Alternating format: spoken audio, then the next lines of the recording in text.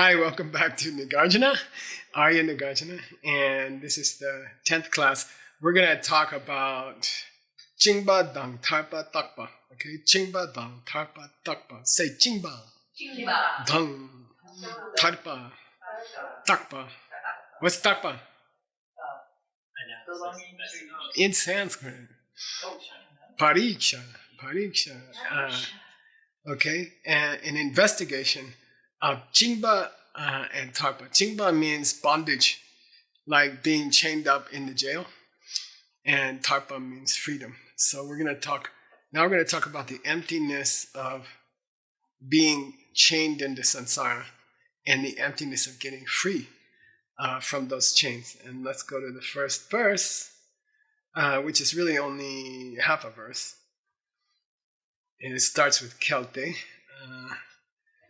Then the guy, Nagarjuna is asking the other guy, who goes around in samsara? Who goes around the circle of samsara? Who is it that circles around in samsara, right? And it's an interesting question. And by the way, if you don't understand who it is that circles around in samsara, that causes you to circle around in samsara. Okay. So it's kind of a good question. All right, so Kelte duce korshina deda takna mi korte. Okay, so Kelte means, all right, Nagarjuna is talking to the other guy. So who is it that wanders around in samsara? And the other guy says duce, which is a confusing answer because duce means factors. And in fact, it's, for example, the name for the second link in the Wheel of Life, which is fresh karma. And it has nothing to do with that here. Here it means pumbo. Peace. The body and mind. Yeah, I like to call it body and mind nowadays because it's just easier. It's exactly what we call body and mind. So if you say the thing that circles around in samsara is the body-mind complex, the body and the mind together, okay, korshina, if that's what circles around in samsara, are you thinking of body and mind as something unchanging or changing? When you answer me, when I ask you, who is it that travels through samsara? Who is it that goes from birth to birth? And you say, it's body and mind. It's Michael's body and mind. And then I say, well, is that an unchanging thing or is that a changing thing? And Nagarjuna typically covers either answer. So the other guy says, it's unchanging. Okay, it's an unchanging thing. Okay. Oh, deda tana mi korte. If the body and mind of Michael are unchanging, and by the way, it shades into permanent, right? The way that some people mistranslate the word, it shades into permanent. If it's Michael's permanent body and mind that keep traveling around samsara, okay, tagna mikor, then it cannot circle. Why? Because it's takpa, because it's unchanging. When you circle, you change. By circling, you change. Circling means you change. Okay? You can't travel somewhere else if you don't change. At least you have to change where you put your bottom. Right? Something's got to change if you're traveling. Okay? So therefore, it cannot be Michael unchanging Michael's body and mind, which goes from birth to birth. Okay?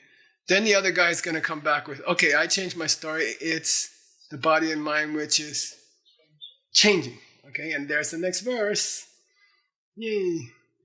And by the way, the second half of the verse gets split again. Okay? So first part of the second half of the verse is Mitagna kormingyur. Mitagna kormingyur. Okay?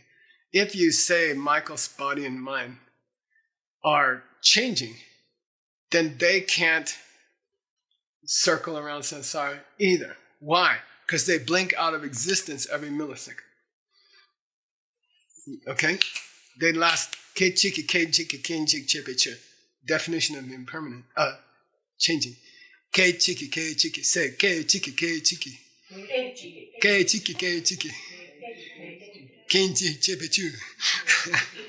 It could be a good song. It means that thing which comes into existence and goes out of existence. Ke jik, instant by instant. Ke chiki, ke chiki. Okay, that thing. Okay, so how could that have a sustained circling if it's going out of existence every millisecond? How can something which goes out of existence every millisecond go in a circle? It's not possible. Why? Because it's each millisecond of Michael's body and mind is separated from the millisecond of Michael's body and mind just before that, right? And we spent so long talking about sansarga, Christina, sansarga. Flowing together. Yeah, so if Geshe-la's mind body is dot, dot, dot, dot, dot, dot, then there's a separation between each instant. And then there's no reason why this one should go to that one because they never touch. So this one could change to Tim's body and mind. Why not? Because those are not connected either. Okay, so if Michael's body and mind go like this, then why can't Michael's body and mind go like this and become Tim the next instant? Why? There's no reason why it shouldn't be Tim, because Tim's also disconnected from Geshe-la. If Geshe-la's disconnected from Geshe-la, and Geshe-la can go moment to moment like that, then Geshe-la body and mind can become Tim's body and mind. And I can go over there and join Tim's samsara. Okay, right? Okay, got it? If they're separated, anything can happen. And they can't be connected. It cannot be a flow, okay? Why? Because that would be unchanging. And then you don't have different lifetimes. It's just you're stuck in the same moment all the time. Like Gopher's Day, what's it called? Groundhog's Day. Sorry. Okay. All right. Next verse. Where is that? Oh, we are supposed to have a picture, right? Let's do the circle, right? Or the second. I think it's the second clock. Yeah. And Chonin Lama says, look, if Geshe-la's body and mind only last for 1 millisecond, how can it have time to go in a circle? There's no circle if there's only a single point. You can't draw a circle with one single point. Okay. All right, next verse. Semchen Layang Rim Ditsung. Semchen Layang Rim Ditsung. Okay. Semchen means a living being. Okay. You can say sentient being. I don't like the word because it's not English. We don't say that in English. How's your sentient being, mother? So anyway, it's just a living being. Okay. Semchen Layang. Rim means what? Like Lam Rim. Steps. Okay. And in the Nagarjuna, Rim has a special meaning, and it means the steps to an argument I just gave you. Those steps to the last argument is called, in Nagarjuna, is called Rim. When you see Rim in Nagarjuna, think steps to my last argument. Okay, so what's it mean here? If you say if you say what travels around the wheel of life is not Geshe-la's body and mind, but it's rather Geshe-la, okay, then Rim Tsung, same argument. Go back to the same argument, which is what? What's the first question the Nagarjuna asked? Okay, now don't forget, we finished body and mind. Now the guy says, okay, body and mind cannot circle. So Geshe-la circles. It's Geshe-la. Okay, so let's do the same arguments. We asked him 2 questions. If you say it's Geshe-la that's circling around in samsara, are you talking about a Geshe-la who is unchanging? He starts with unchanging. I don't know why. Are you talking about a Geshe-la who's unchanging? Oh, yeah. It's a Geshe-la unchanging. Then how can he go in a circle? Because he's in the same point all the time, because he's the same guy. He doesn't become an animal or a deva or hell being. He's just always Geshe-la. Okay, so he can't. He can't change. So what's his second rimba? Or are you saying Geshe-la is changing? In which case he is random moments of Geshe-la, and then in that case, which we already proved with our touching arguments, contact arguments, then there's no necessary connection between Geshe-la moment 1 and Geshe-la moment 2. Geshe-la moment 1 could become Tim moment 2. And then who's circling? Okay. Therefore, nobody's in samsara. Nobody's traveling around the wheel of life. Okay? Why? It's not Geshe-la's body and mind. And it's not Geshe-la. Why? Because it's not Geshe-la's body and mind which is changing or unchanging. It's not Geshe-la who's changing or unchanging. There's nothing else. Nobody's circling in samsara. Okay? All right, we got a picture. By the way, Choni Lama likes to go to the idea of he says, don't forget, when we say Geshe-la as opposed to Geshe-la's body and mind, we're kind of talking about a soul. Is there some mega Geshe-la who continues from birth to birth? Okay, he wouldn't look like Geshe-la. It's independent of body and mind. There's some inner soul or essence of Geshe-la which takes different bodies and minds, right? Who dumps the old body and mind, takes a new body and mind. So there's some kind of Geshe-la independent of Geshe-la's body and mind. There's a third part to Geshe-la, which is, big, super inner Geshe-la. And then the inner Geshe-la takes bodies and minds and keeps going like that, okay? That's what the second argument's about, okay? We're going to get there. In fact, that's the whole chapter. Don't cheat. All right, here we go. That's the whole chapter, actually. Good question. All right, here we go. Next verse. Kelte kasa korshina, pumbukeji kamnamla, deni nampa nge zulna, mena kanshi korangir. This part has two verses, okay? Here's the first verse. Kelte kansa korshina. Then the guy's insistent. No, it's Geshe-la. The kansa, the Purusha, right? It's Geshe-la that goes from life to life. He dumps bodies and minds. And he takes new bodies and minds. It's like some guy in high school with his girlfriends. Or some lady in high school with her boyfriend. He dumps one body and mind, and then he takes another one, and then takes another one. But he continues through high school, right? Okay, so Kelte, the guy says, no, it is Geshe-la who goes from lifetime to lifetime.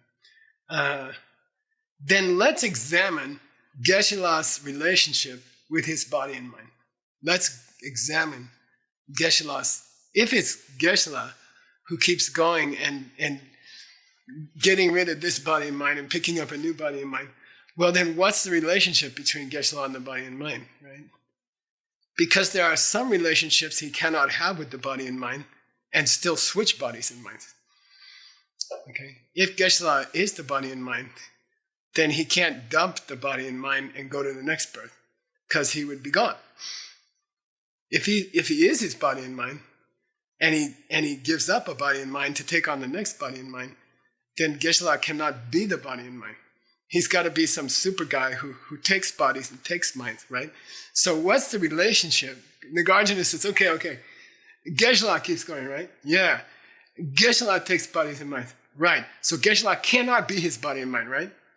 Why? Because he dumps them and then he goes somewhere else.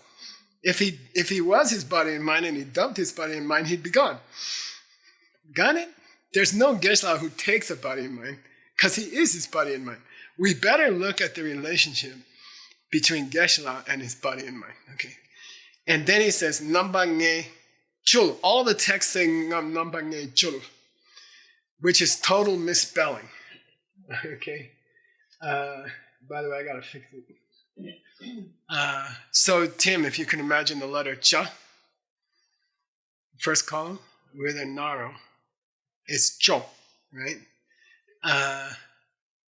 But if you draw the naro with only one horn, by the way, naro means horns. So then what's it become? A cha with a little flag on the side becomes tsa. Yeah, okay. All the texts say cho, and they're all wrong. It's itself. Okay, so that's the first problem. You can spend 2 days looking up chos in dictionaries and you won't figure it out. And all the carvings are wrong. Okay, which is irritating for somebody. Deni namba nge tselna. Okay, if you cell means like Choctaw. What's cell in Choctaw? But what's it really mean? Down your hand. To seek a boon from the hand of the Lama. So cell means to seek, to look. So here it means to look. Okay, Nambanga, 5 different ways. There's 5 different possible relationships between Michael and Michael's body and mind. Let's look at all 5. If you say it's Michael who goes from birth to birth and he picks up new bodies and minds, then let's look at the possible relationships between Michael and his body and mind. Now, Nagarjuna doesn't tell you what the 5 are. Okay, he never mentions the 5. He never tells you what's the 5. So here's Geshe-la, late at night. Oh my God, where's the 5? What do you do when you're Geshe-la and it's late at night and you have to talk in the morning? And you go to Gopher, you go to the database. And I went to the database. And the first answer I got was Rendawa. Okay? We call Jetsun Rendawa. Who's Jetsun Rendawa? Do you know? He's a Sakya master who was the teacher of Tsongkhapa. He's one of the main teachers of Tsongkhapa.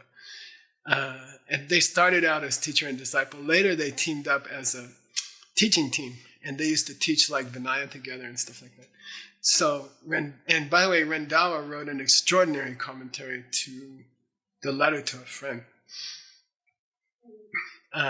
Short, sweet, precise. So anyway, and he also wrote a commentary to Nagarjuna's wisdom, which is short and precise. It's concise and precise. So, first I went there, and I worked on him for a while, and then I went to Tsongkhapa, who wrote a commentary on Nagarjuna wisdom called Ocean. Yeah, the Ocean of Reasoning.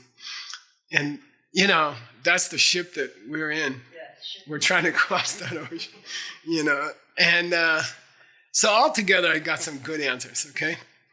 And that's the beautiful thing about this text. Everyone has tried to explain it. And it's hard. It's really hard. So there's maybe hundreds of commentaries on this text, okay? Chandakirti tried to explain it, right? So here we go. So here's the 5 possible relationships, okay, between Michael and Michael's body and mind. Okay, here's the 5. And where did I end up?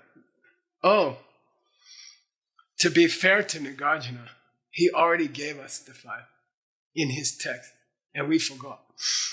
He gave it long ago. He was talking about the relationship between something and something. What is it? Between the fire and the firewood. And he already covered this point. Okay, that's why he's not being lazy when he says there's 5 possible relationships. He already covered this point between the fire and the firewood. And he already covered this point. So he's probably sitting impatiently saying, don't ask me stupid. Go back to verse number 14 in chapter 10. I went and got it. And I discussed it already there. So don't tell me I didn't tell you what the 5 are. I was hoping you would remember. Okay. So here they are. And you could go through them quickly and you say, yeah, and then you just don't think about it anymore. But let's think about it carefully. Let's start with Tim. Is Tim his body and mind? In this discussion, don't forget the discussion is in the context of how does Tim go from birth to birth in the wheel of life? Okay, so this is a pretty easy question. Is Tim's body and Tim's mind right now? Is that all there is to Tim? No, because if it dies, then Tim's gone and there's no one to go through samsara. So it can't be that Tim equals Tim's body and mind, because somebody has to take the body and mind, and somebody has to drop the body and mind. Okay, let's go on to Pachi, number 2. Pachi. Is Pachi completely separate from his body and mind? Look, he just fell off his body and mind. No, he has to have some connection, right? There has to be some connection, right? Otherwise, you would be Tim. Otherwise, Pachi would be Tim. I mean, he'd just glom onto the nearest body and mind. So there's got to be some Pachi who's not separate from his body and mind. There has to be a Pachi who has some kind of connection with his body and mind. Okay, you can say there's a separate Pachi from his body and mind, but somehow he has to be intertwined with his body and mind. Okay, otherwise he'd just get intertwined with Rebecca's body and mind, and then you'd have trouble combing your hair and everything. Okay, and you would have a beard, and that's all kinds of philosophical problems. Okay, so Tim is not his body and mind, but Pachi is not completely separate from his body and mind. It's got some connection, right? Okay, third possibility. Does Rebecca's body and mind somehow have Rebecca? You see, let's switch it this way, okay? So we're not talking about does Rebecca have body and mind. Does the body and mind over there somehow reach out and hold Rebecca? Okay, that's a weird idea, but that's the third possibility of the five. Okay, somehow your body and mind have attracted you, and your body and mind gravity sucked in Rebecca, and Rebecca stuck to Rebecca's body and mind. That's the third possibility, which is kind of silly, but it's not completely silly. Okay. Fourth possibility, Paul. Ready? Paul doesn't depend on her body and mind. Okay? You can do anything to her body and mind and it doesn't affect Paul. Okay? You can get a virus, you can get a vaccination, and Paul doesn't care. Paul's a different entity from body and mind. But Paul doesn't rest on her body and mind. That's the fourth possibility, right? We got four, right? 1, 2, 3, 4. Okay, Christina, you ready? Christina's body and mind don't depend on Christina. So Christina can go away and Christina's body and mind will still be in the chair, typing away. Okay? All right, that's the fifth possibility. And all five possibilities are kind of untenable. They're kind of impossible. It doesn't seem possible. What were you thinking when you thought you were traveling through samsara? What were you thinking was your relationship to your body and mind? Could you dump your body and mind and there's still something about you that can go on and take another body and mind? Can you exist without a body and mind? Can the body and mind exist without you? Can it go on without you? When you think about going through the wheel of life, traveling through samsara, you didn't really think it out. That's what Nagarjuna is saying. Maybe you have some idea. I think most of us feel, at least I grew up in a Christian culture, Judeo-Christian culture. I feel like there's some Michael soul that takes the body and mind and holds it for a while, and then they get separated and the soul goes on, and then the soul has to find a new body and mind, or something like that, okay? And in that case, you could do things to the body and mind. You could abuse the body and mind, and the soul is somehow beyond all that, and nothing happens to the soul. Something like that. I mean, the Judeo-Christian culture has an opinion on this question, but and so we have it because we grew up in this culture. But if you really examine it, is it defensible? Is it makes sense? Are you totally independent from your body and mind? Is there a Rebecca which is totally unaffected by the body and mind? Okay. All right. And if you're interested, go back to verse 14 of chapter 10, where they discuss whether the wood is the fire. And that's the same argument. And that's why Nagarjuna didn't bother.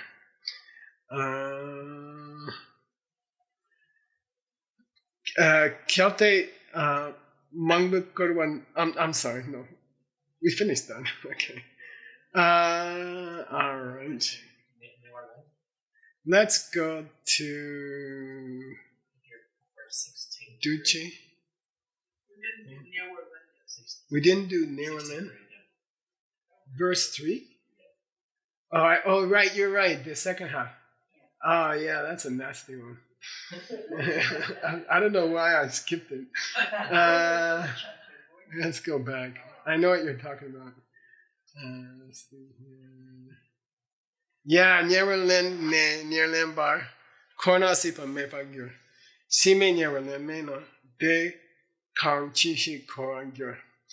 This is tricky because Nyerlemba is a very difficult word in Buddhist philosophy, which means to take on closely, right? Nyerlemba.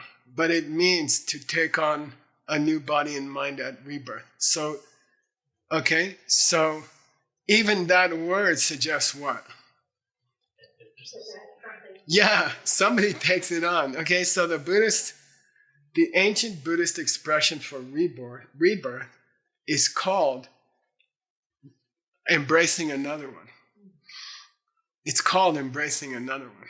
So it means another body and mind, right? So then Nagarjuna uses it for the word rebirth. He uses it for the word rebirth. He says, so is it that a rebirth, what happens from rebirth to rebirth? Let's look at that. And then we can decide your relationship. We can decide the relationship of your body and mind with you. Okay, let's look at how you go from rebirth to rebirth.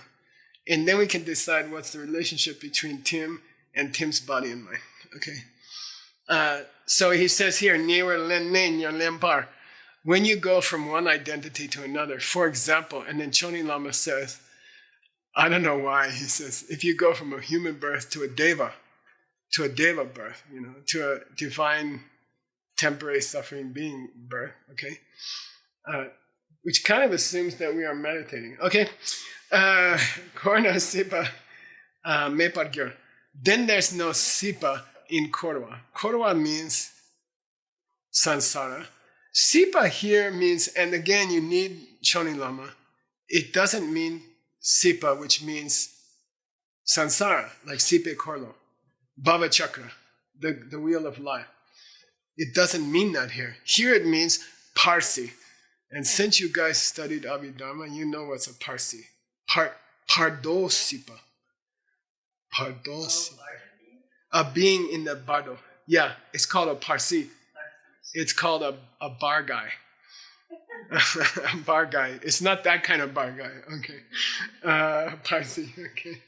So, Korna Sipa Mepagyur. If you drop, I say, if you drop one body and mind and then take on another body and mind in the next moment, then there's no bardo. That's what he's saying. Nagarjuna is saying, look, what happens how do you go from one birth to another birth? Oh, and the other guy says, well, you just drop your body and mind and then you pick up a new one in the next millisecond. Okay, then there's no bardo, which is against Buddhist teaching. Okay, there should be a bardo. Okay, there should be for most kinds of rebirth. Okay. Then the guy says, okay, no. Sime Nyerlen Mena. Sime Nyerlen Mena de kan chishi korger. How can you say there's a cycle of rebirth if there's an interruption between the rebirths? How can you say there's a constant continuation of rebirth if it's a discontinuation? If you say, no, there's a bardo, well, then there's no connection, no necessary connection between dropping this body and mind and picking up your next body and mind, because there's a gap. And you can't have a circle where there's gaps. That doesn't make a circle. Circle should be dup to butt to butt to butt. You should go like that. If there is a bardo, then there's no korwa. Okay. If you drop your body and mind, and there's a gap until you pick up your new body and mind, then you can't have a cycle. That's just a bunch of interrupted vignettes, or something, Okay, it's not a cycle. It doesn't fit the meaning of a cycle. Cycle should be same thing over and over again. Like, I don't know, troubles with the tech equipment or something. It should just keep happening. Okay. Sorry, I'm not saying it did. I'm saying, by the way, I'm very grateful for the tech. God bless the tech. Okay. All right. So we covered that second verse. Let's go to the next verse.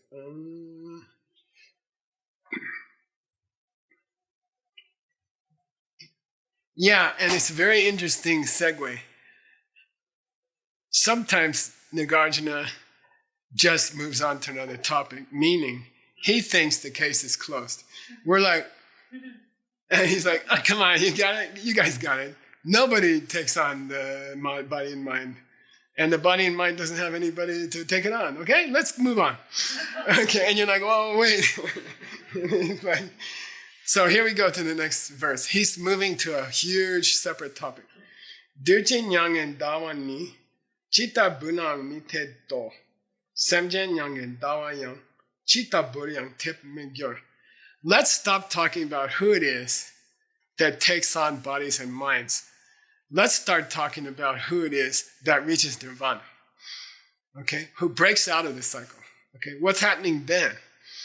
Okay, what's happening when you break out of the cycle? We discussed the cycle. It doesn't make sense. You cannot take on a body and mind, and you cannot not take on a body and mind. Something's fishy. Okay, enough. Let's go on to, well, who gets to nirvana? Okay, Nyang, Dirche Nyang and Dawani. What's Dirche mean in this chapter? For $100. Factor. But what's it mean in this chapter? Cancel the Pumbo, the body and mind. Okay, so the word factors in this chapter refers to your body and mind. Okay, it just means changing stuff. The changing part of Rebecca. Rebecca as a soul is this stainless steel, unchanging egg shape. And then Rebecca's body and mind, he calls it changing stuff about Rebecca, which is the stuff you take on and you drop from life to life. So he says, look, is it Rebecca's body and mind that goes to nirvana? What part of Rebecca goes to nirvana? Okay, is it Rebecca's body and mind? Chitta Burnang Mitedong. That's now it's this kind of frustrating thing with Nagarjuna. He says, no, it's not Becky's body and mind that goes to nirvana. Why? Because it's self-existent, please. Okay, it's not her body and mind which blinks out or something. Why? Because it's self-existent. It doesn't depend on anything else. It doesn't depend on mental seeds. It's coming from its own side. It doesn't ever blink out. It's coming illogically from its own side, and it's going to stay illogical from its own side.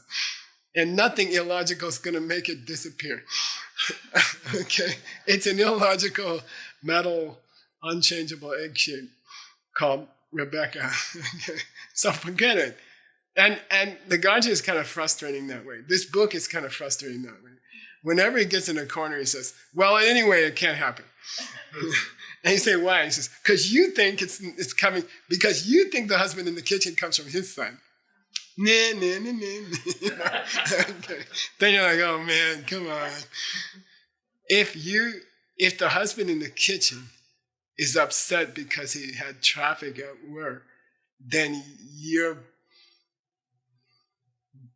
body and mind cannot go to nirvana. That's his argument. If your husband is coming from his side, then your body and mind cannot be what goes to nirvana.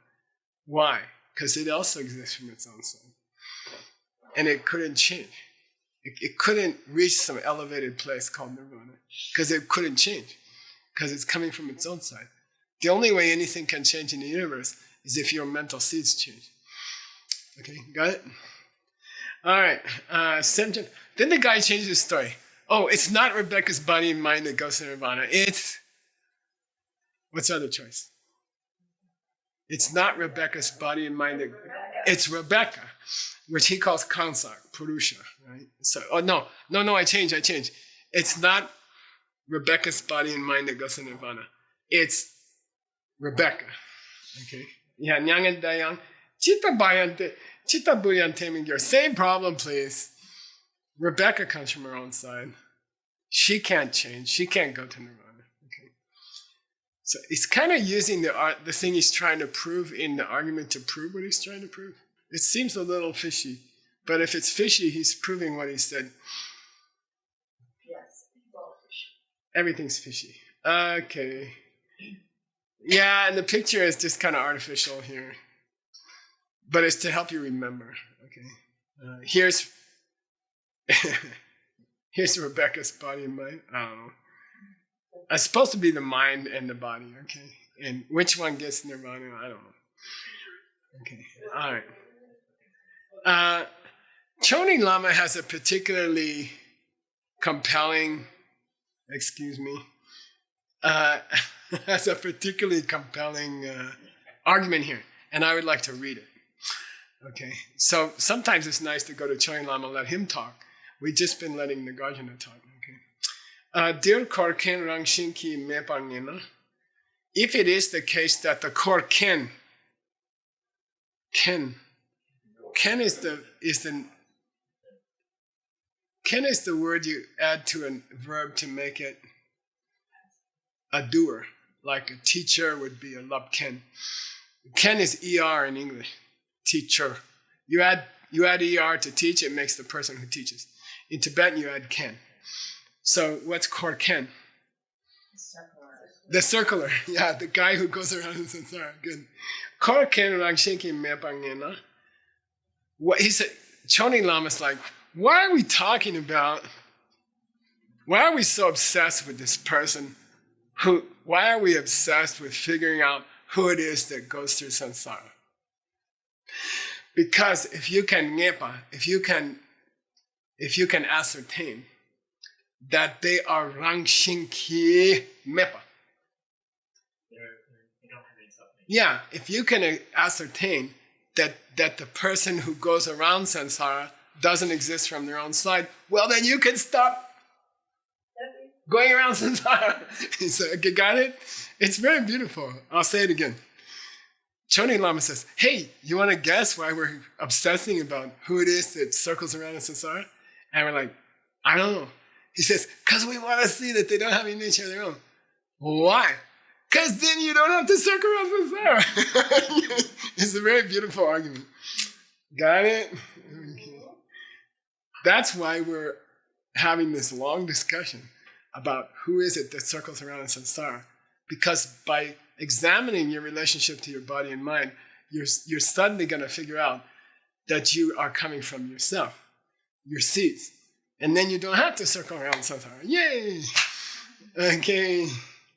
That's so Choni Lama. All right, next verse. Now he wants to talk about the concept of Chingwa and Drua. And I'd like to skip to the Sanskrit lesson, which is the next slide, I think. Okay, this is mainly I do this for Christina because she appreciates it. Okay, so we're going to discuss Chingwa and Drua. This chapter is called Bondage and Liberation. Okay, shackles and freedom or something like that. Okay, and we've been discussing who is it that's shackled, who is it that's in the handcuffs. And now let's go look at the Sanskrit words that are being used here, because then you can learn some Sanskrit. So when you become Medicine Buddha, you can speak in Sanskrit, right? Okay. So here's the first word, bandha. Okay, bandha. We have them in yoga, right? Paul, what's a bandha? Yeah, lock. You call it a lock. Huh? Yeah, similar. Granthi is more nasty. Yeah. Granthi is like a knot in the channels, but bandha is a purposeful, somewhere down here, I don't know, it's hard for me to do, but you tighten up your belly. That's a bandha, a lock, okay? Okay, so bandha. Technical spelling is the same. It doesn't have any, it's all English sound, bandha. The Tibetan is Chingwa. The way I learned Chingwa was from the Tibetan newspapers. They kept talking about Chingdom Makmi, People's Liberation Army. Okay, the word in Tibetan for the Chinese National Army is Chingdul Makmi, shackle freeing army. Okay, People's Liberation Army. Okay, so Ching means shackle. Okay, Chingwa. Yeah. So band, the root is band, and it means to bind. Hey, Jigme, did you ever go to the bus station in India and everyone's on strike and they're all saying, Band karo, band karo. We're on strike, we're on strike. Band means shackle the buses so they can't get anywhere, okay? The Indo-European is band, and it came into bind, band, and bundle. Okay, so it's easy to see how banda means being chained to samsara. Okay, now what's the opposite? Next slide is mukti or moksha, and the sha is a retroflex, right? You gotta turn your tongue back. Moksha. And the Tibetan is drowa, as in doma, tara. Okay, and the root is much or moksh, which means to release. I think it's related to the Indo-European. There's a muk, which means to be slimy, like mucus comes from that, and I think it means to slide out of samsara. But I didn't put that here because it's a little too much. Okay. On your. Okay. And I think that all of them are related to the Indo-European miter, which means to, and you find it in Latin, right? To send a message, or miss a mission, to send somebody out. Okay, it means to liberate somebody. Got it? All right, so let's go back to the verse now, which is going backwards in the slides. Kenjik Chechen Duche Nam Miching Dora Mingyute. Okay, don't forget that Duche here means body and mind. Okay, spelled a little differently. How could you remove shackles from a kinjik, from a person who is going in and out of existence? Kinjik, minute by minute, second by second. How could you liberate a person? How could you take chains off of a person which was either unchanging or changing millisecond by millisecond? You know, by the time you get your hands on the shackles, they've changed into somebody else. So how can you, who is there? What body and mind is there in a sustained way to take off their shackles? Because if they're in a sustained way, that means they're unchanging, which is impossible. You can't take shackles off of a person who is sustained over time because they cannot change and they cannot go from shackled to unshackled because they can't change. You can't take shackles off of a person who can't change because taking off shackles is to change them. Got it? And if they're changing every millisecond, by the time you get your hand on the shackles, it's somebody else's shackles.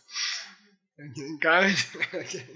Nama Shindu Semjen Yang Meiching Dor Mingyur. Nama Shin means, look, let's follow the same pattern as before. Now we established you can't take chains off of Pachi's body and mind. Why? Because if they keep going for any length of time, they can't change. And if they don't keep going for any length of time, there's somebody else by the time you get the shackles. Okay? And if it applies to Pachi's body and mind, it also applies to Pachi. That's the second half of the verse. He's doing the same rimba, right? What's that mean? This parallel arguments. Let's treat Pachi's body and mind, and then let's treat Pachi.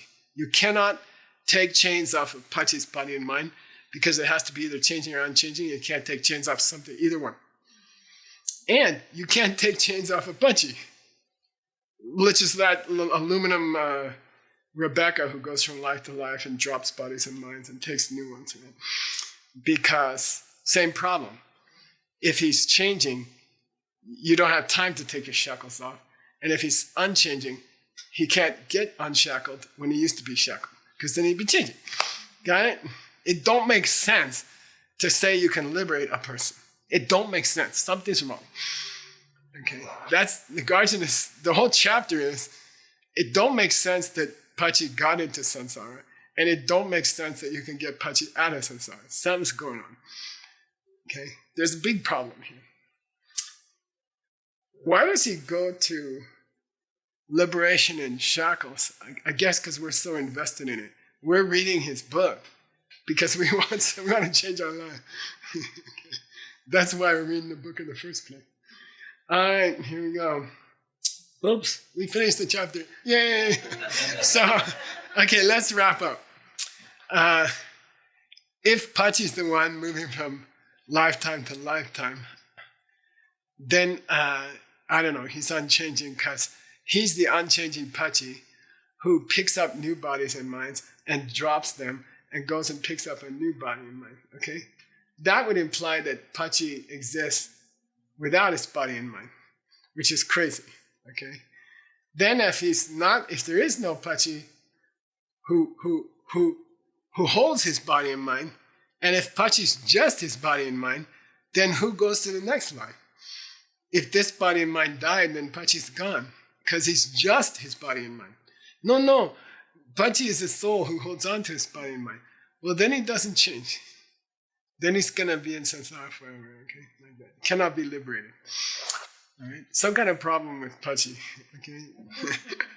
All right, let's go to the next chapter. Yay!